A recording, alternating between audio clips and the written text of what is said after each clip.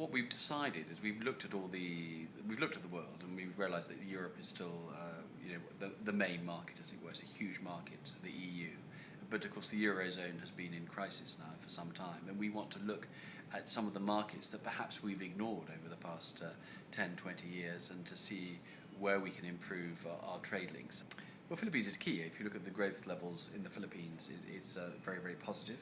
I think you look at the government's plans in terms of PPP, in terms of privatizations, in terms of joint ventures, it's very positive. You look at their drive against corruption, which we are very keen on. We signed the Bribery Act. We're very keen on that too. So I think there's a natural market to do much more trade here.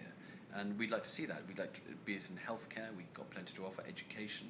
This is quite new here, and I think the Lord Mayor of London came up with a team here. We've got expertise second to none in the City of London in terms of corporate governance, privatisation, all the rules and regulations, and the banking and the systems you need to do that. After all, we were the country that really did this, first of all, in the 80s under Margaret Thatcher, where we privatised many of our nationally owned industries. So we have huge expertise.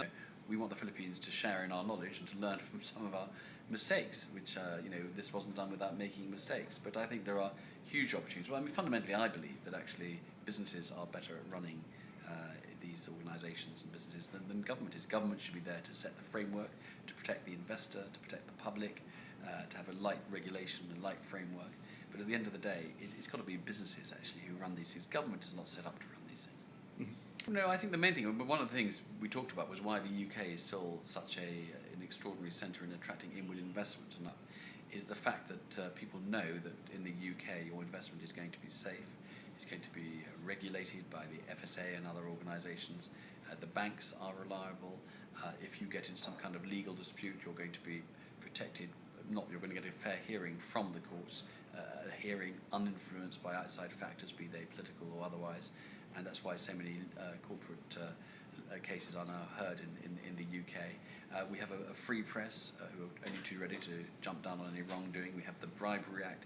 So we have all the pillars in place to protect people's investments, and I think the Philippines needs to look at our model, and I think then it will be even more successful in attracting the inward investment it needs as it embarks on its journey in terms of the privatisation programme that it's talking about.